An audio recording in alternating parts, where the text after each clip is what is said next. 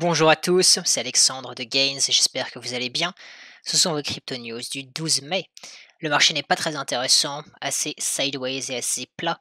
On va commencer tout de suite avec l'île Maurice, un banquier central qui confirme les plans de l'île pour créer une banque centrale de monnaie numérique ou digitale en anglais.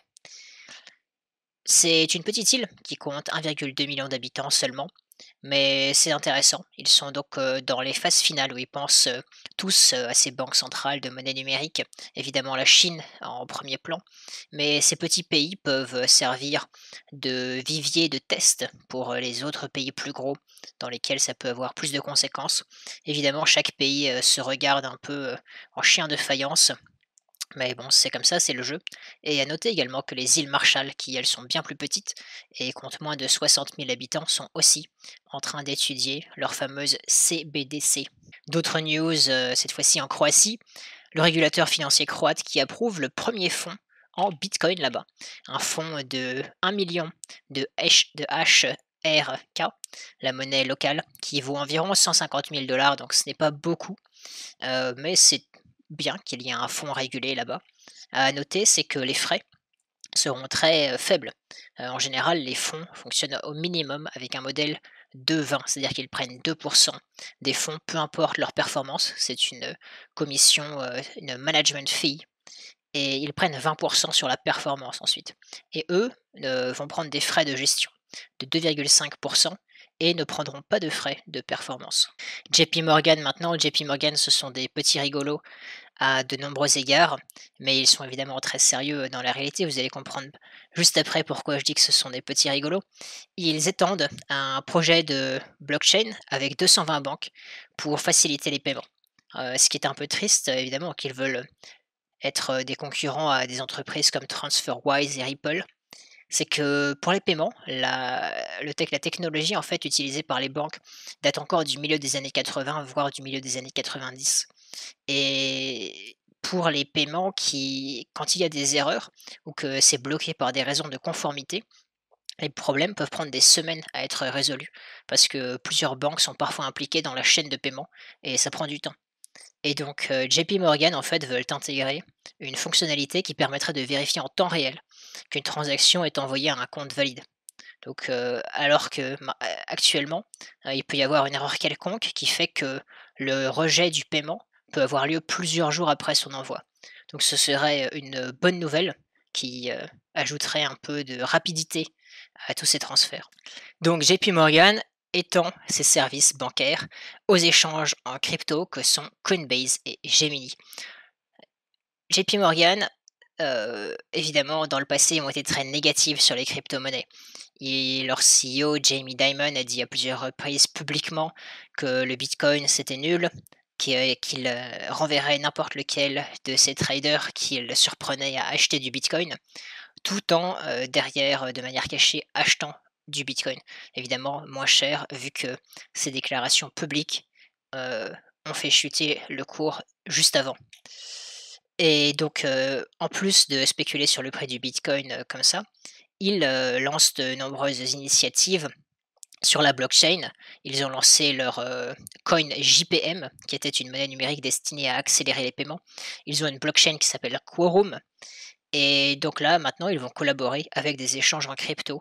Ils ne vont pas, gérer les paiements en crypto, mais simplement fournir un compte bancaire à ces entreprises, sachant que Coinbase et Gemini sont des entreprises très sérieuses qui ont des licences venant de plusieurs institutions, donc ils ne prennent pas vraiment de risques. On continue avec un échange qui s'appelle ErisX, qui annonce qu'il va y avoir des futurs, donc des contrats à terme sur Ethereum. Aux États-Unis, il n'y en avait pas en fait, il n'y avait pas de produits dérivés sur Ethereum aux États-Unis et c'est le premier, donc c'est intéressant. Ça prouve que les choses avancent côté régulateur, qu'ils sont plus confortables avec, ces nouveaux, instruments financiers sur des produits émergents comme les cryptomonnaies. Crypto.com qui rassemble un fonds d'assurance de 360 millions de dollars pour les solutions de cold storage, pour le Bitcoin.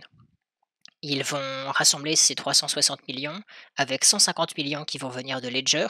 Ils vont fournir 100 millions eux-mêmes et prendre 110 millions de la part d'une entreprise qui s'appelle BitGo. Donc les choses évoluent aussi beaucoup dans le monde de l'assurance, sur notamment, les, assurances pour les cold wallets, mais aussi pour les hot wallets. Notamment, une boîte qui s'appelle Lloyds, qui a 300 ans d'expérience dans l'assurance, vient de créer un produit qui couvre les pertes sur les hot wallets. Et après il faut savoir que, il y a une sorte de guéguerre en fait sur les chiffres.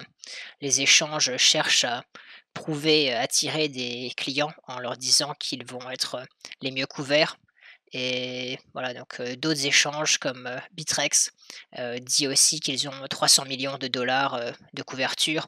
Coinbase, Gemini disent qu'ils ont 200 millions et d'autres échanges comme, Binance par exemple et Kraken disent que les échanges devraient s'assurer eux-mêmes. Par exemple, Binance a un fonds Safe pour, couvrir les pertes potentielles. Le plus grand fonds d'investissement en crypto atteint 3,7 milliards de dollars d'actifs sous gestion. C'est énorme, c'est Grayscale. Ces actifs ont augmenté de 500 millions de dollars depuis la publication de leur dernier rapport en mars. Ce qui est très intéressant, c'est la répartition de leurs assets. Ils ont 89% de Bitcoin et 7,5% d'Ether. Ce qui signifie qu'ils ont plus de 95 de Bitcoin et Ether cumulés et après ils ont aussi du Bitcoin Cash, un peu d'Ethereum classique, un peu de Litecoin, de Stellar, de XRP et de Zcash notamment.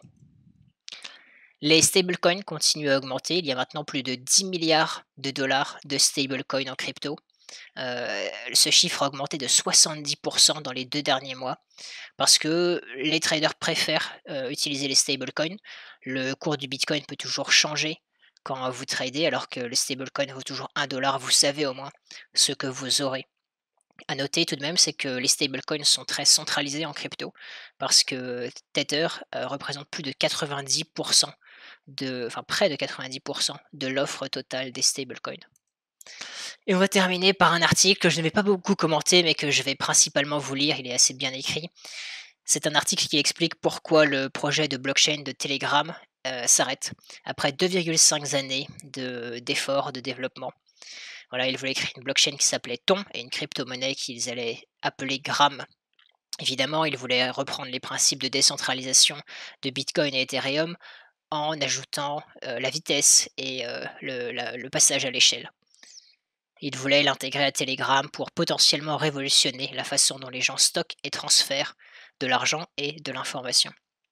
La raison en fait pour laquelle Telegram n'a pas pu continuer donc c'est à cause de toutes ces discussions avec, la SEC, l'équivalent américain de l'AMF et ils font une petite analogie pour expliquer pourquoi ça n'a pas été possible et donc, si par exemple plusieurs personnes rassemblaient leur argent pour construire une mine d'or et ensuite ils voulaient diviser à la fin l'or qui en ressort. Mais un juge vient et dit au constructeur de la mine que les gens qui ont investi voulaient des bénéfices et qu'ils ne voulaient pas cet or pour eux-mêmes, mais qu'ils voulaient le vendre à d'autres personnes. Et pour cette raison, vous ne pouvez pas le faire. Donc voilà, c'est un peu en fait, le problème, c'est-à-dire qu'ils ont acheté, ces tokens en espérant un profit et pas vraiment, dans le but de les utiliser eux-mêmes pour le réseau, mais pour le revendre, à d'autres personnes. On en vient maintenant au point qu'il soulève qui est plus intéressant d'ordre géopolitique, c'est que le tribunal américain a déclaré que les tokens Gram donc ne seraient pas distribués non seulement aux États-Unis mais dans le monde entier. Il disait qu'un citoyen américain pourrait trouver un moyen d'accéder à la plateforme après son lancement. Et donc pour éviter ça, aucun token ne devrait être autorisé à être distribué nulle part dans le monde en fait. Et donc, c'est-à-dire que les États-Unis demandent à une entreprise de cesser toutes leurs activités partout dans le monde. Simplement parce un utilisateur américain pourrait avoir accès à un token peut-être un jour. Donc ça questionne évidemment la souveraineté des États et voilà les États-Unis, qui ont, un pouvoir assez important. Ils disent par exemple que les États-Unis peuvent utiliser leur contrôle sur le dollar et sur le système financier mondial pour fermer les banques ou des comptes bancaires, qu'ils peuvent, forcer Apple et Google Play à supprimer des applications sur les stores et voilà, donc c'est un peu triste mais 96 de la population mondiale vit en partie, heu, aux dépens, des 4 qui élisent les décideurs qui sont aux États-Unis. Voilà, c'est à peu près tout. Pour ce qui est du futur de Telegram, il va sûrement y avoir de nombreuses initiatives qui vont essayer de reprendre ça, peut-être certaines honnêtes, certainement d'autres moins honnêtes, donc soyez prudents. Et voilà, c'était tout pour ces news. J'espère que ça vous a plu. À demain pour plus de news.